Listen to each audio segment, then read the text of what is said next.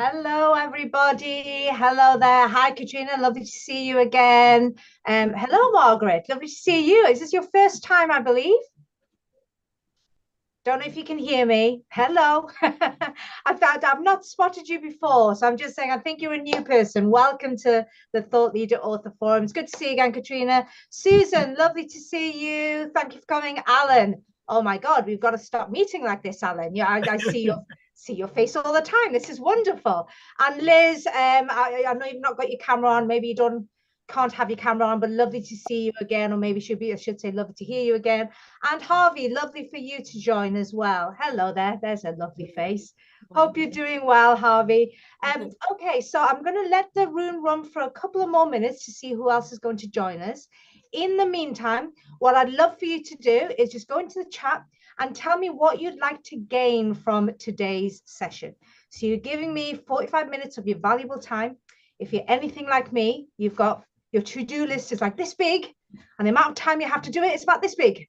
So the fact that you're giving me 45 minutes of your time, you're not just doing it to make me happy. I'm sure you're doing it because you want to get something, gain something from the session. So just go into the chat.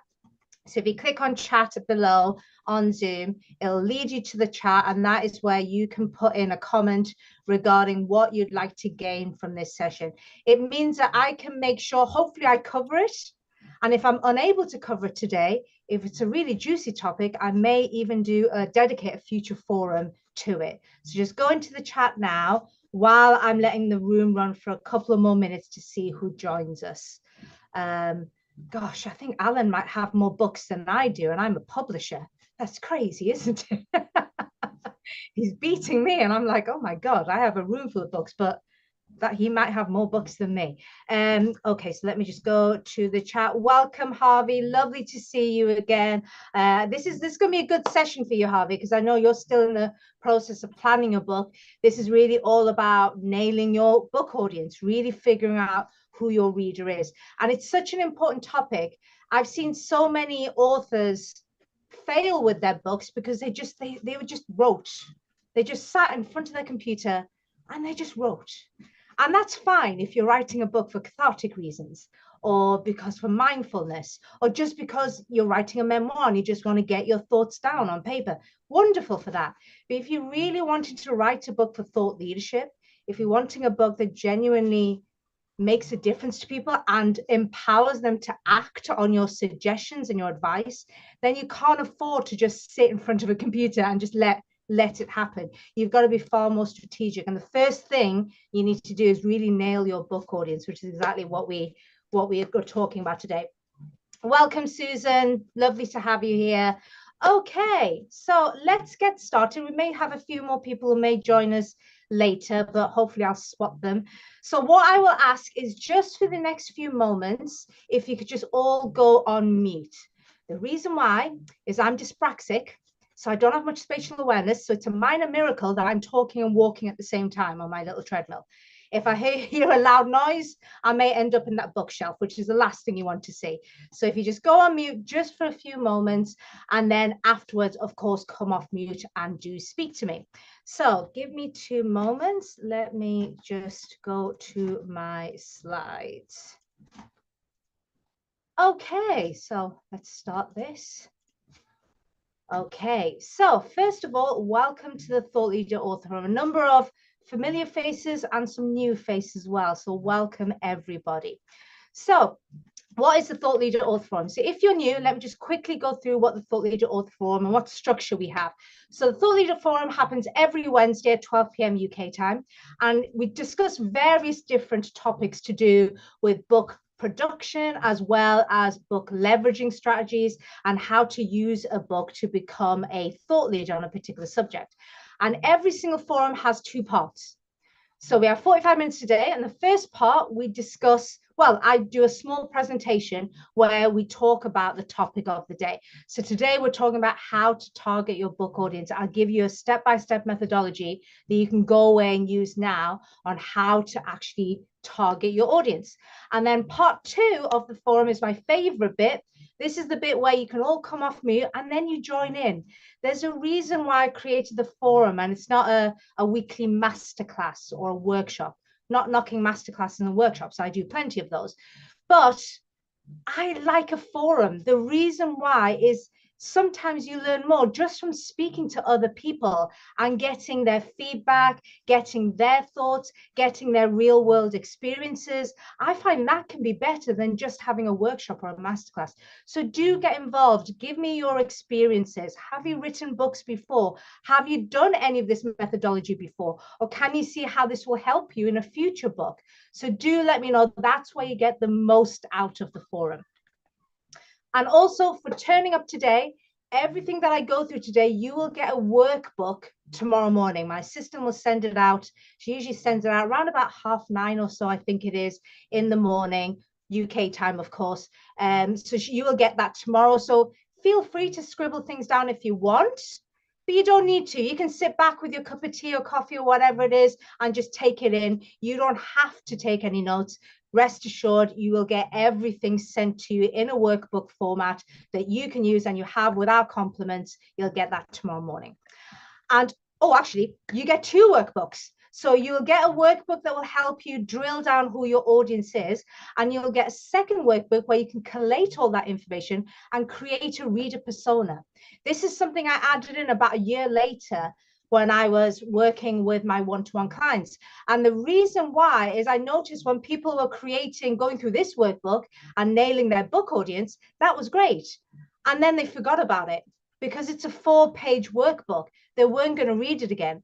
Whereas when I got them to take that information and create a 1-page reader persona, that really worked. I even had some of my clients who printed this out and taped it to where they worked. I had one lady who managed to turn it into a screensaver, but then that meant she was always focused and knew exactly who she was targeting. So you'll get both workbooks tomorrow. And also just to thank you for attending the Thought Leader Author Forum. The Vegan Publisher, my entire team, we partner with an amazing business called B1G1.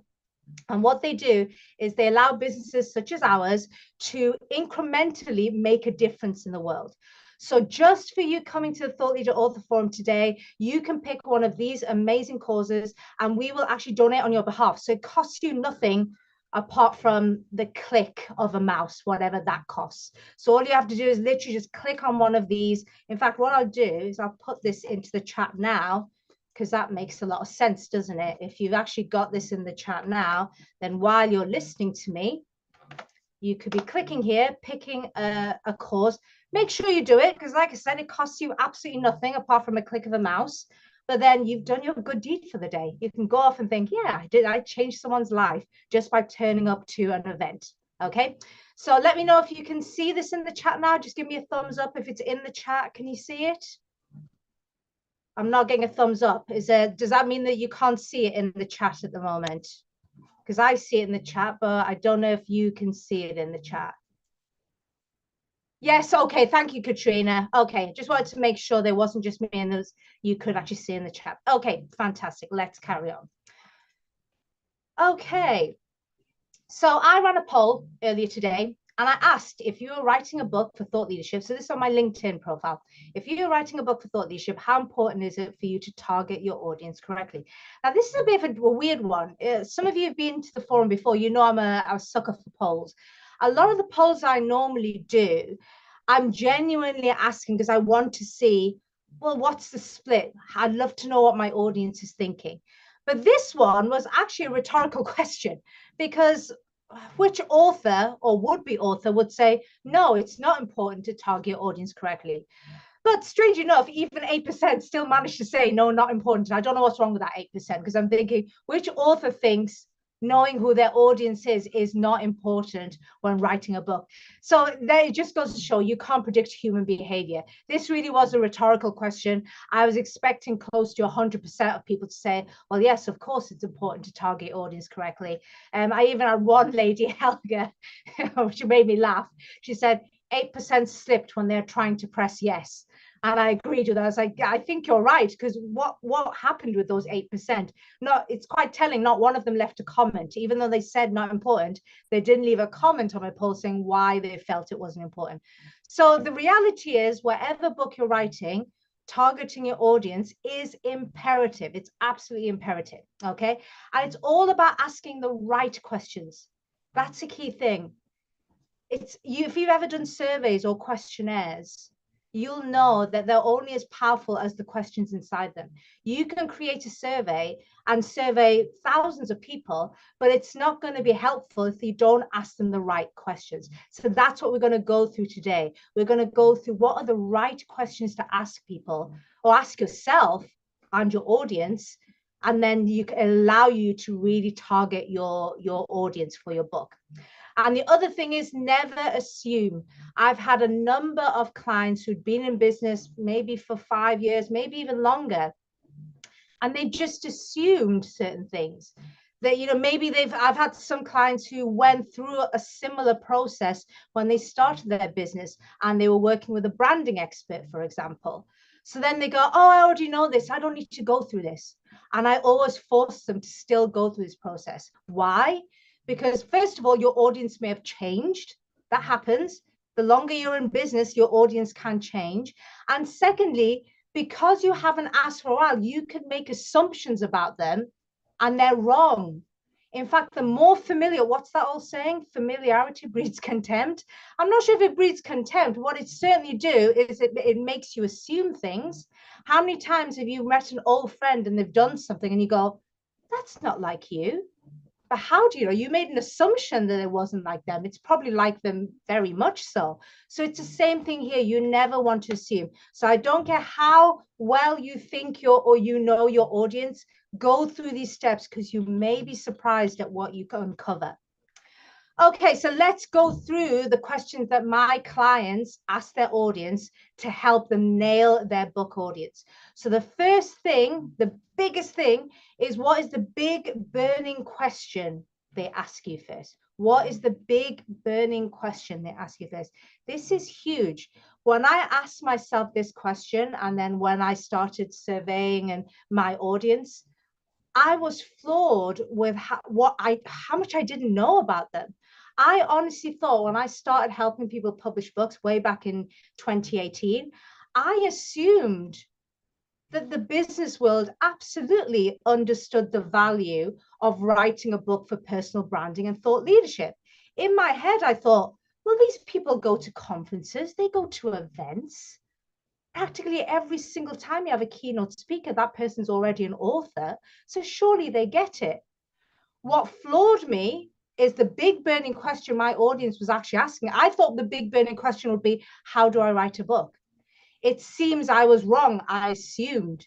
It seemed the biggest question my audience had is, okay, I'd love to write a book, but as a business owner, will I get return on investment? Exactly what do I do with a book? How do I leverage a book correctly to build my business, to build my profits, and make the biggest impact in the world?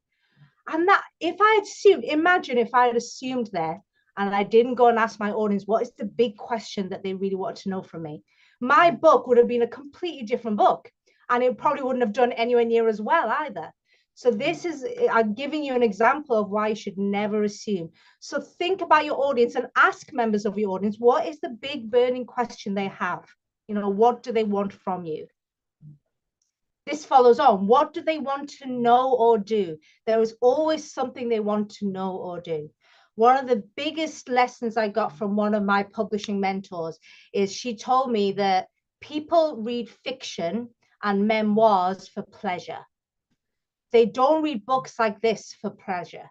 That doesn't mean your book shouldn't be pleasurable to read, by the way. You should absolutely make your book pleasurable to read. But that's not the reason why people buy books about business, buy books about, you know, how to do something. It's because they want to know or do something. So what does your audience want to know or want to do? You've got to focus on that. And again, ask key members of your audience and ask them, what's stopping you? What do you want to be able to do? Because that's what they're looking for. What are the 5 common follow-up questions they have? This is a big one as well. This will actually help you start to structure your book. They will have, you will notice when you speak to members of your audience, especially if you're a coach or consultant, it's even more, it's easier if you're a coach or a consultant or a mentor. It's a little bit harder, I suppose, if you're a service provider, or you have a product that you sell. But even then, you can still go back and look at your clients or your customers and the people who've bought. You can see maybe there is a pattern of questions they ask before they're comfortable buying something from you. So what are the 5 common follow-up questions that they have? So for me, for example, follow-up questions would be, am I good enough to write a book? I'm not sure if I've reached a certain level in my business yet, or a certain level of credibility yet to write a book. That's a follow-up question that I get. Another follow-up question is, how do I use a book? Or am I able to use a book to become a speaker and actually get paid for speaking? So I actually asked my audience, and I figured out follow-up questions, and that helped me structure my entire book, because I knew that these are the questions I needed to answer, because that's what my audience wanted from me. That's what they were expecting if I wrote a book. Okay. What is specifically holding them back from achieving their desired result, and why? This is big. And again, never assume. You may think you know, but it's always best to go and find it from the horse's mouth, so to speak. Go and ask key members of your audience what holds them back, because that's going to make your book so much better. You can directly address that in your book. Think of how many books are out there where authors haven't done this. And trust me when I say this, most authors haven't done this. I've even seen books that were New York Times bestsellers and even Sunday Times bestsellers, and yet the author, bless them, they didn't mean to, but they were just thinking of themselves and what they wanted to put into the book, instead of thinking about their audience and what their audience wants in the book. What your audience wants is for you to transform them. Whatever it is you're doing, they want to pick up your book, and by the time they get to the end of it, they want to be able to know something or do something that they weren't able to do before. So what's holding them back? Because if you can address that in the book, they're going to love you. You're going to get 5-star reviews, because you've directly addressed the thing that's holding them back, and you show them how to move past that obstacle. What myths do they believe that undermine their success? What problems does that cause? This is a huge one. There are always, always, always, in every industry, in every sector, in every niche, there are myths. And when you can position yourself as a myth buster, people love that, and they trust you. They really, really trust you when you become a myth buster. I remember one of the biggest myths, that I fell for. So I was a very overweight teen. I'm going back to the early 90s now, kind of showing my age a little bit. But I was a very, very overweight teen. And I remember buying everything low fat, because we were told, fat makes you fat. So therefore, I bought everything low fat. I had low fat yogurt. I had low fat everything. Anything with low fat on it, I bought. It wasn't until a decade or so later that it was revealed that fat generally doesn't make you fat. Unless you just have a gallon of it, fat doesn't make you fat. In fact, sugar is what makes you fat, because it messes up your system. And I thought, oh my God, all those years as an obese teen, I was eating all these low fat foods, which were laden with sugar. So basically what they do is they take out the fat and they'd put in sugar for taste. They were actually worse for me than the full fat versions. Now, if there was somebody who wrote a book, maybe they did, but I just didn't come across it. If somebody wrote a book at that time, busting that myth, I would have revered them. I would have been like, oh my God, you've really helped me see the light. So think about what myths you have in your industry. There will be myths. Every industry, I've never met an industry. I don't know any industry where there isn't some myths there that are glaring to you because you're the expert, but the average person doesn't see it. What myths can you bust in your book? Because that will really position you well as an author and a thought leader. Do they need to understand everything before giving it a go, or just the next step? This is really getting down to the nitty-gritty, and it really, really works. It's worked really well for a lot of my clients. You need to consider your audience. Are they the sort of people who need to see the entire lay of the land before they go for it? In that case, you need to put your entire system in the book. Or are they the sort of audience that actually gets really, really overwhelmed? So you want to possibly create a beginner's version of the book, and then maybe have a second and third book, which is intermediate and advanced for the people who want to carry on. So you've got to ask yourself that. So let me give you an example. We were talking about, weight issues and obesity before. So let's carry on with that theme because it makes sense. So with weight loss, for example, most people who are wanting to lose weight, they don't want the entire what they need to do to lose weight for the rest of their lives. It's overwhelming. They just want to know, what's the first step I need to do? What's the first thing I need to change? What's the change I need to make in my diet that isn't going to overwhelm me and isn't somebody telling me to just eat carrots and celery for the rest of my life because I won't be able to survive. They just want to know the next few steps. And that's why if you look at a lot of weight loss books, they tend to be either beginner, or you get intermediate or advanced. You tend to find that the author has understood that if you just give somebody everything in one book, they'll just get overwhelmed. And you know what overwhelm leads to? Inaction. People don't do anything. Okay. So you've got to think about your audience. Are they the sort of people who would want everything in one go and they won't feel overwhelmed? In fact, they would appreciate it from you because you're leaving no stone unturned. Or would they actually appreciate you chunking it down? So creating a beginner, intermediate, or advanced version of your book. Yeah. Are they disciplined and committed, or disorganized and wavering? And if they are disorganized and wavering, how can they be held accountable? Again, something so many authors, even well-known authors, don't consider when they're writing their book. There are some audiences, actually, I talk about this in my own book, The Freedom Master Plan. I believe that there's only two kinds of problems in the world. There are information problems and there are motivational problems. So an information problem, I'll give you the example that I use in my book. An information problem, an example would be you're in a foreign country and you didn't realize they drive on the other side of the road. So you get out from the airport and you almost get knocked over by a car because you look the wrong way. Now you know that, oh, okay, in this country, they ride on the other side of the road. So therefore, you're now more cautious. And the rest of the time you're in this country, you keep looking both ways. All you needed was the information. Your problem was solved as soon as you got the right information. Motivational problems, on the other hand, have got nothing to do with information. So for example, an alcoholic, you can speak to an alcoholic and just say, well, that's killing your liver. You realize you're going to get cirrhosis of the liver. You're going to probably have a heart attack very soon. It's destroying your relationships with your loved ones. You can give them all the information they want. They're not going to suddenly go, oh my God, you're absolutely right. I'm going to stop drinking. I wish that was simple. It'd be amazing if we can solve all the addiction problems by just giving people information of how badly it's going to go for them with their addiction. It doesn't work because they're not motivated to change. Okay. So when you see the world and realize that there's always only just two kinds of problems, information problems or motivation problems, you need to think of your audience. Is your audience experiencing an information problem? In other words, they just don't have the right information. And if you just present them with the right information, they will go and implement it themselves without much motivation from you. Or does your audience have many motivational problems? And then you need to find a way to motivate them to actually do something with your book. You don't want them just to passively read your book, because no change is going to come about by just reading lots of content. You need to go and implement the advice. So this is a really good one.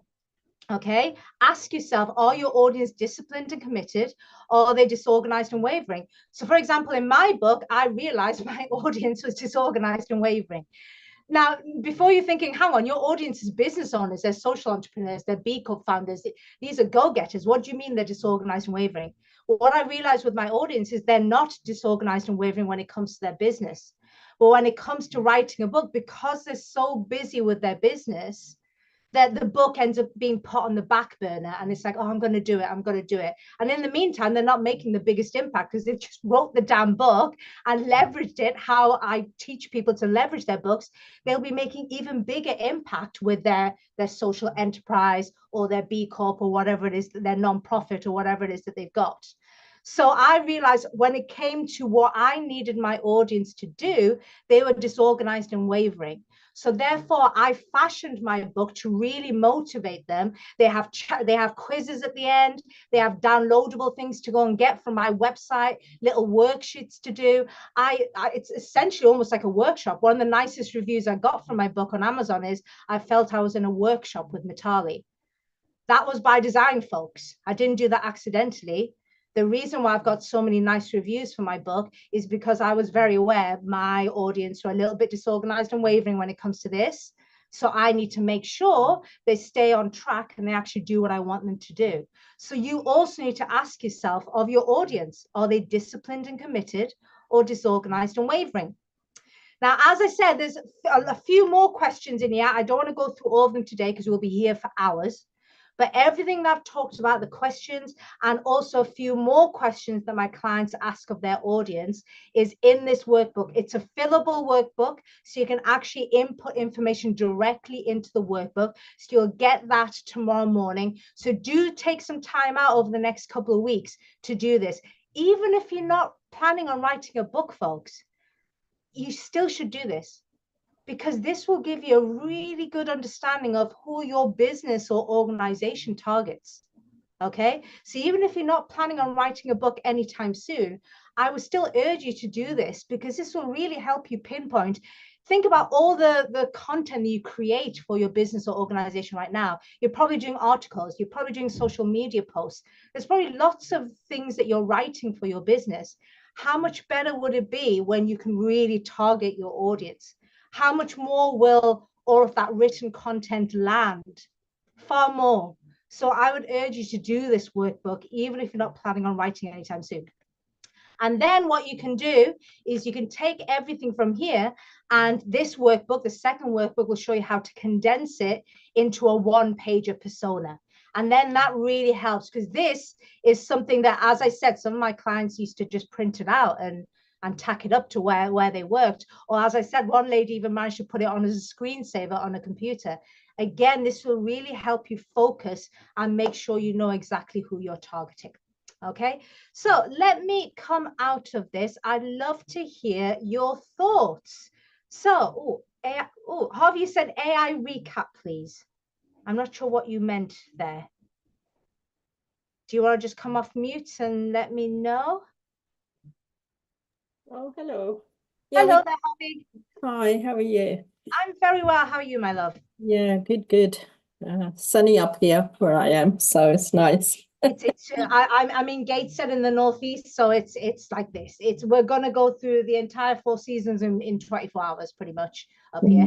Katrina, but yes, that's exactly what it's like. Yeah.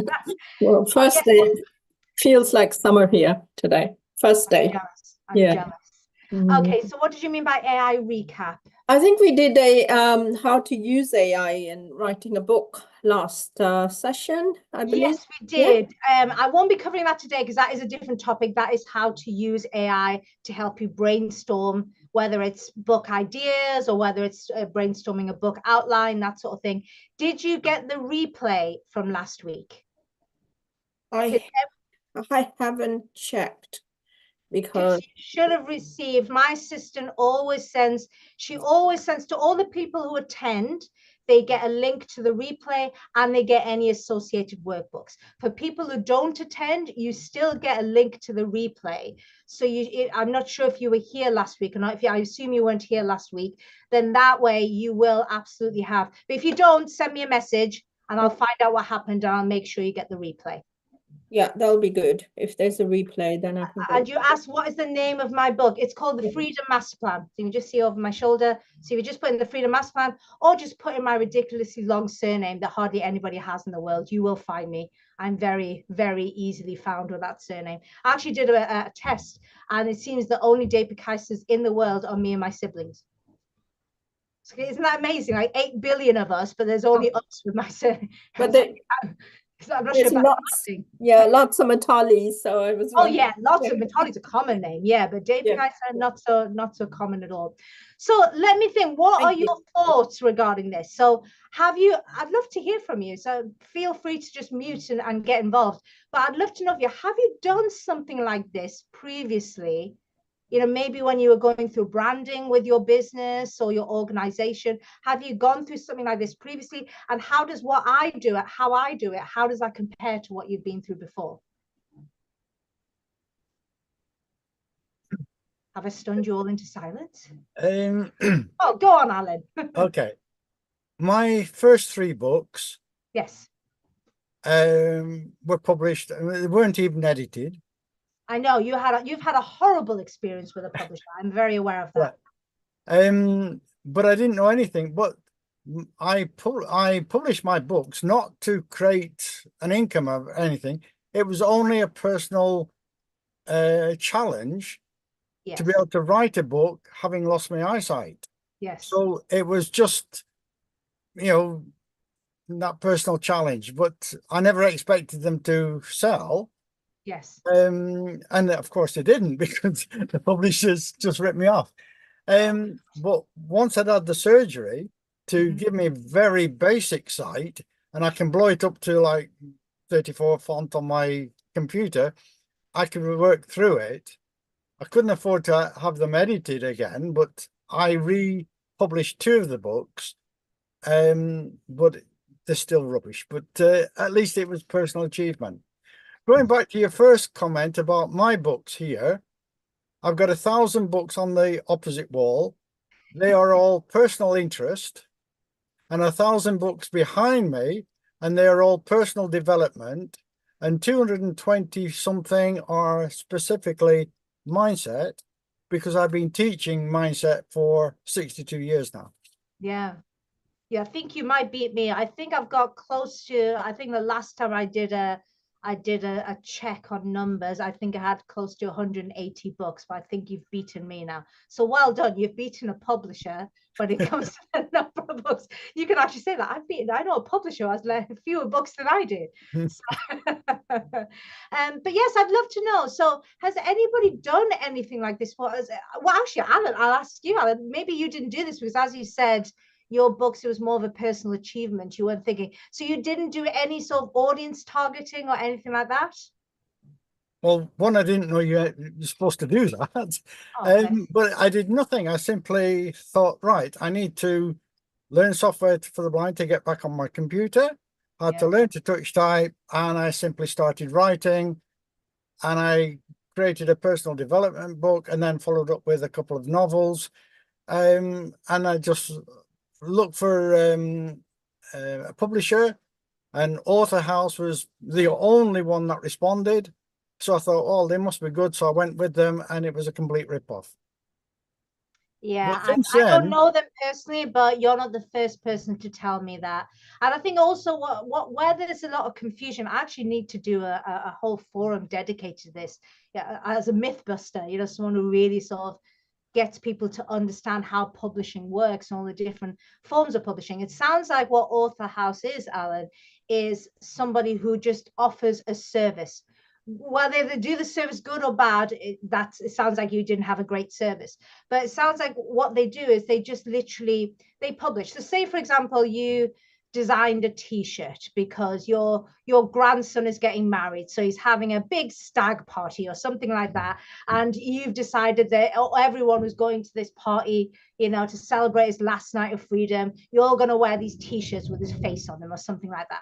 So you take it to a t-shirt printing place, and they print it as it is. Now, a good one might actually give you advice and may say, okay, the picture might get a little bit pixelated. Do you have a higher quality one? Or can you give me one that's more colorful than this one? Because then it'll pop on the t-shirt. A bad one will just do whatever you tell them to do and not really give you any advice at all. But essentially, that's all they're doing. There is no quality control. They're just literally, you give them something and they do the service.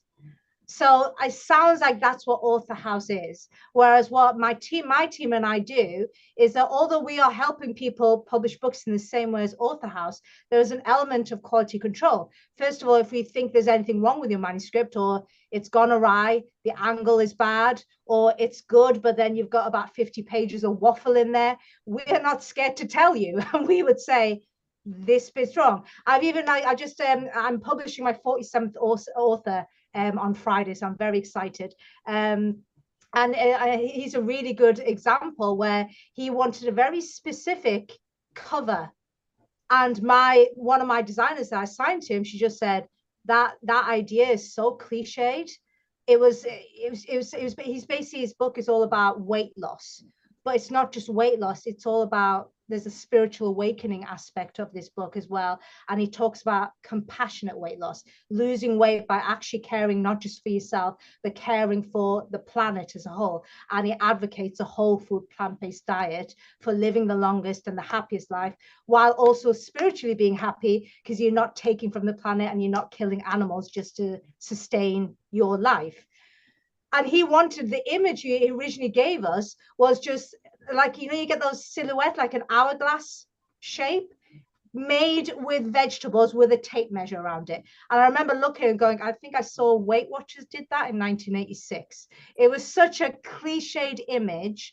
Now, if this person had gone to Author House, guess what they would have done? They said, yeah, okay, if that's what you want on the cover, we'll stick it on the cover.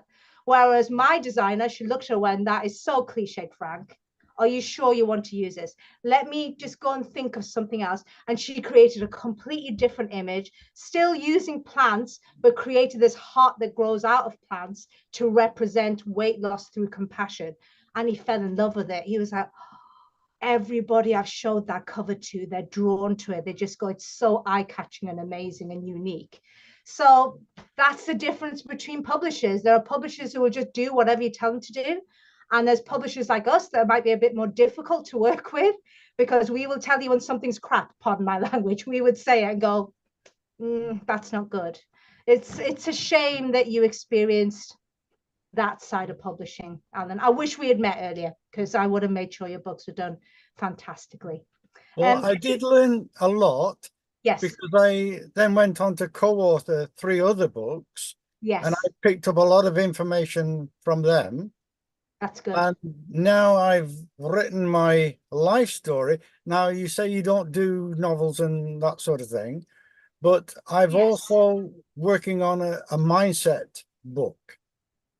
See, that'd be interesting. Let me tell you why. It's not that I have an issue publishing, you know, other kinds of books, Alan, but there's 2 reasons why I don't publish fiction and I don't publish memoirs. First of all, my entire experience has been books for personal branding and thought leadership. I've written 8 books, 1 as an author, 7 as a ghostwriter, and they've all been people who are now speaking on stages. They're getting media attention. They are thought leaders. So that's what my expertise is. I'm publishing my 47th author, as you know, at the end of this week. Every single one of my authors that have published are publishing for the same reasons: personal branding, thought leadership, to have more credibility and authority in the industry that they're in. So that is my bread and butter, or bread and vegan margarine, I should say, not butter, because I don't have butter. But yeah, that is what I do. So I would not feel comfortable. How do I advise somebody, especially a paying client? And there's ethics involved here. You know, I'm basically taking money from somebody, but I'm helping them publish a book that I can't really give a huge amount of advice on, because I don't know what it takes to create a good fiction book. I don't know what it takes to create a good memoir. So that's the first reason. The second reason is, one of the things I pride myself in within the Vegan Publisher is the vast majority of my clients get return on investment from their books, usually somewhere between 6 to 12 months after publishing. And the reason why is their books are used as clever leveraging tools, sales and marketing tools for their existing business, brand, nonprofit, whatever organization they've got. So because they're leveraging it, they get an uptick of sales or profits or whatever it is, which means working with me usually is a net profit. Now, when somebody writes fiction or they write a memoir, it's got nothing to do with how they make a living. Making money from books itself, I'm not saying it's impossible. Look at J.K. Rowling. She's a multimillionaire, but it's tough. Only a tiny few at the top manage to make a lot of money. Most authors, even good authors, barely eke a living out. So, you know, the old cliched saying of, like, you know, the penniless artist, that's what most authors sadly are. So that is another reason why I don't help people write fiction and memoirs, because I'm just thinking, will this person even make the money back from working with me. And that's the sort of thing that keeps me up at night. I need to make sure that when my clients send me money over, that they're going to be making far more than that back in very soon. Within the next year, they should be making that back, and if not, making more money now. And I just can't guarantee that with fiction.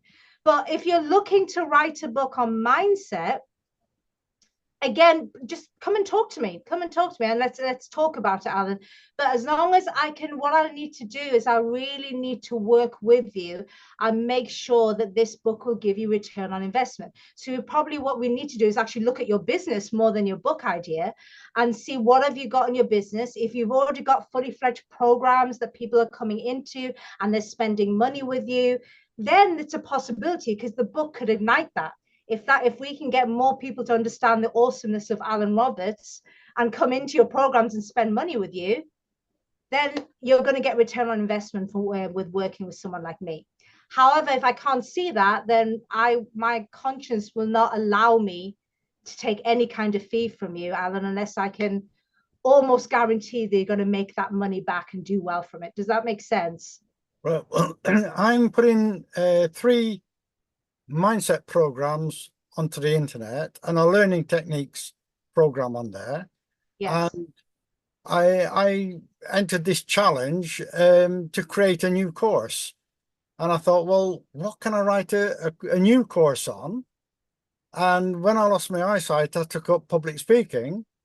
And I thought, well, I can write a course, create a course on public speaking. So that's what I'm working on now. And when you started speaking, I suddenly thought, why not create a book on public speaking? So, absolutely. Yeah.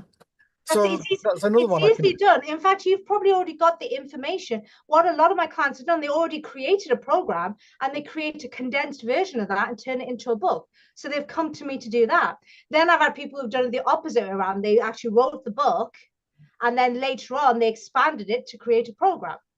There is no wrong or right way of doing this, Alan. It's figuring it all out. In fact, before I take on the next question, I'm very aware, Liz, that you've put something into the chat, so I'll be coming to that. Before I do that, let me show you, if you want to book some time to speak to me, let me show you how to do that, because the sort of things I've just spoken about with Alan, this is what we do in a book audit. We can get really personal and really work out where a book fits into your life and your business. That's something a lot of people don't think about. They just kind of say like, oh, I'd like to write a book. And it's like, yeah, that's great. If you just got loads of money to burn and you've got loads of time and, you just have a trust fund somewhere and you don't have to work for a living, then it's great. But if you don't have loads of money just to burn and you don't, have loads of time, then the only way you're going to write this book is if you can strategically see that it's going to work for you. And that's exactly what we discuss in my book idea audit. That's why I call it, because we audit your book idea and make sure it's fit for purpose. So let me just quickly show you how to do that. So let me just share my screen again. Okay, so hopefully you should be all able to see this. So this is just a small number of people. I've got a huge Hall of Fame. As I said, I'm publishing my 47th author later this week. This is just a small selection of the kinds of things my authors are able to do. So they end up in broadsheets, they end up on national TV, they end up working with major well-known influencers. Yes, I know I'm of the generation where I'm like, influencers, oh my God.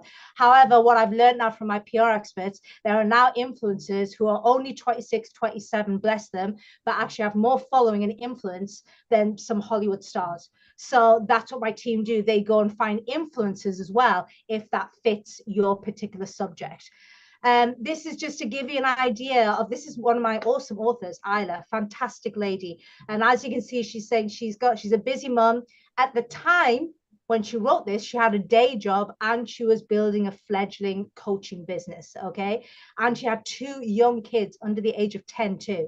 But because of working with me, she was able to do it. She says that it was made for a busy working adult. So that's what I've done. I've created a program that takes into consideration that you're very, very busy and you don't have much time to spare. Therefore, I've created something that's very modular, so you can literally just work for half an hour at a time here and there and still be making great progress towards your book.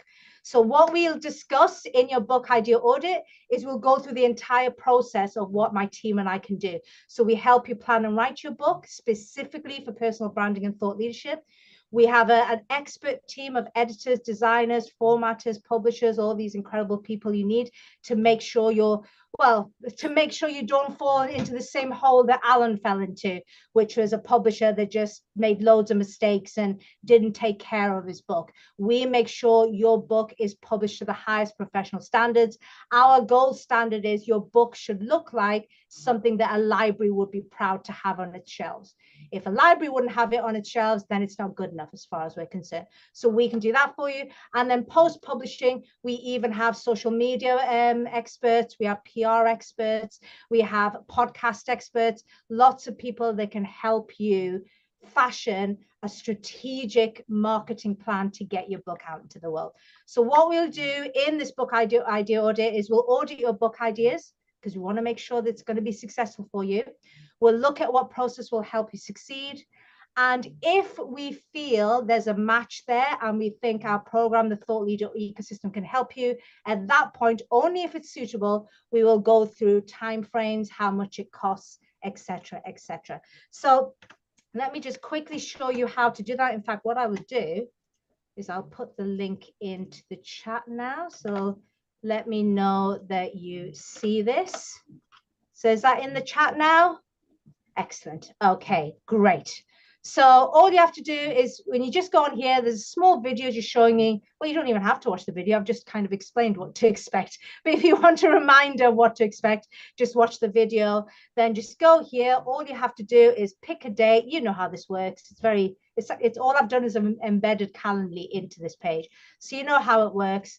Just click on the date and time that you want. Do make sure you input all the details. It's only a small questionnaire, but please make sure you do it. Only because if I have an understanding of where you already are, it means that when we get on the call, we can hit the ground running. If you don't answer these properly, then we're going to waste 10, 15 minutes of the book idea audit just for me figuring out where you are.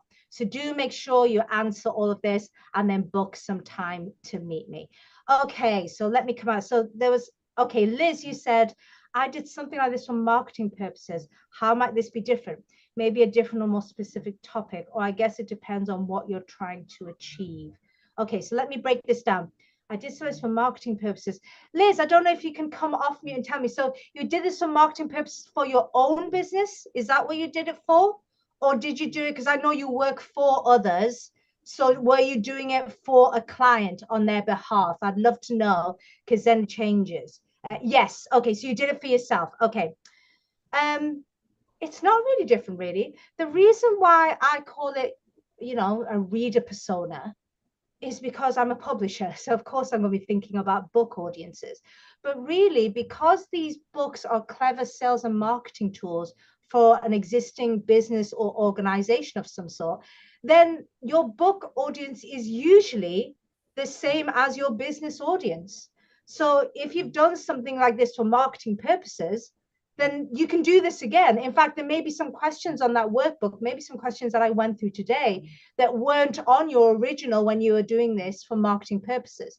I don't know how robust your previous questionnaire survey was. Remember what I said at the beginning? A survey or a questionnaire is only as good as the questions. And there's a lot of people who do surveys and questionnaires because they've heard somewhere, some coach has told them, you should survey your audience, so you should send a questionnaire. So people do it without actually thinking, they're just doing it. It's not just surveying or people for the sake of it, it's having the right questions. So absolutely, Liz, you said, yes, I would totally do. Absolutely, because I've got a funny feeling you might have questions in there that the original survey or questionnaire that you used didn't have, because this one goes deep. I've had several of my clients who initially resisted wanting to do this because they'd already done something previously. And then when I forced them to do it, they actually admitted and said, there was some questions there that the other one didn't ask that really got me under the skin of my audience. And that's not only helped them fashion a great book, but it's helped them with their understanding of their entire business and how they position products and programs and services. So this exercise goes far beyond books. The only reason I talk about books is that's just my world. I'm obsessed with books, but this goes far beyond books. this will, and that's why I said, even if you're not planning on writing a book anytime soon, I urge you to still do this task over the next couple of weeks if you can, because it will give you real clarity on so many things, you know, how you fashion your social media posts, how you fashion articles, you know, even fashioning your elevator pitch, you know, what if you're doing lots of in-person networking, you know, how you position yourself, it can really change. So make sure you do that. And get back to me, Liz, and let me know how it goes. I always like getting feedback to know how things went. So make sure you do that. Okay, so we're coming up actually 5 minutes over, but I don't mind. I can stick around for a few more minutes. But I'd love to know, are there any other questions? Or if someone just tell me if they got a gem today, is there something they learned and they thought, I didn't think of that. I never thought of asking about this. Thank you, Harvey. Lovely to see you here. I really appreciate you. But did anyone want to come off mute and just say, did they catch a gem today and thought, oh, that's interesting, I'm going to use that? I'd love to know. Yeah, well, I spend quite a long time with clients building their ideal customer profiles. So there were quite a few questions that you asked that made me think, yeah, I need to build some of those in for their marketing. Feel free to pilfer, Katrina. You will not have a. I'm not going to come after you and say that's trademarked or anything. It's not trademarked. Those questions are absolutely not trademarked. They're questions that I've pulled together through just working with clients. You know, I remember the very first clutch of clients, 5 clients that I published in 2018. It was a bit like the Wild West then. I was learning, and you know, we didn't have all this structure in place, but they were wonderful. They knew that I was a new publisher, so they, you know, they were fine that I was kind of using them almost like my testing subjects, you know.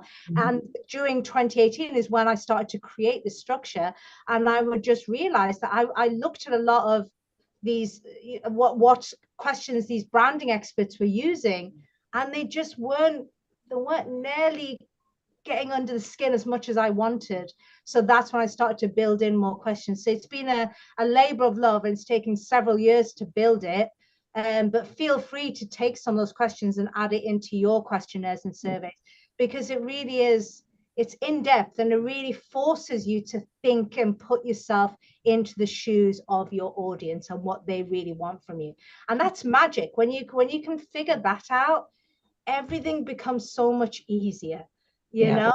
I encourage my clients to actually give each one of their personas a name, and then when they're in meetings, they can talk about Sociable Susie, or you know, Event Emma, or whatever they call, and then they know exactly who they're talking about because they visualize. That's what we do here as well. So obviously great minds think alike here, but that's also the same is on this. I don't know if you could see. So yeah, when you create your reader persona, this is the example. And then you also have a fillable sheet after that where you can create your own persona. And as you can see, I encourage people to actually find a stock image somewhere online, because again, it just makes you focus. You can give that person a name and even an image, so you stay focused and go, that's who that person is. So yeah, great minds think alike here, Katrina. Okay, thank you, Liz. You're saying I like the simplicity of the 2 problems. Absolutely. It was actually a good mentor of mine that taught me that many years ago. It says the worst problems in the world and go down to the tiniest problems in the world can all be split into information or motivation problems. And information problems are the simplest ones to solve. Just supply the right information. Sadly, most of the world's problems are motivational problems. And that's why we have so much nonsense happening in the world. Even like the great big wars that are happening in the world. It's just like, just stop fighting. It's actually not that difficult. Just stop, just put down the arms, stop fighting. We all bleed red. Let's just leave it as that. And yet the motivation sadly isn't there because there's so much money in war. So it carries on and people keep dying, and I'm going to get off my soapbox, but you can see what I mean. Some of the world's biggest problems are motivational problems, but when you can pinpoint what kind of problems your audience is having, they will love you now, because they'll instinctively feel like you just get them. And that's what you want to come across in your book, that you get them. Thank you, Margaret. Really appreciate you coming. Hopefully see you soon. I hope you enjoyed it. Okay, so if there's any more final questions, or I'm going to head off. Thank you. Excellent. Thank you so much for this. I hope you really enjoyed this. I hope you got a lot from this. Please do book a session with me if you want to get, if you do have a bit of a book idea and you just want to be like, is this a good idea, Mitali, or is this, am I just barking up the wrong tree here? Book yourself in for a book idea audit, or even if you don't have an idea, but you want to come onto a book idea audit so we can actually audit your business and organization, actually try and figure out, well, can we actually have a book in here? And what would the book be about? What would it look like? We can brainstorm that as well. So I hope to see some of you at the book idea audit, and of course, hopefully see you again at a future forum. Thank you so much. And I'll see you hopefully next week. I won't be here next week. Okay. Hopefully, my daughters are taking me out for lunch because it's my 79th birthday. Oh, happy birthday. birthday. Happy birthday, Alan, for next week. Oh my God, that's amazing. Okay, well, that's okay. You have a great excuse then. I won't cry that you're not coming next week. I'll hopefully see you in a couple of weeks. Thank you, everyone. Have a good rest of the week. See you soon. Take care. Bye. Bye-bye.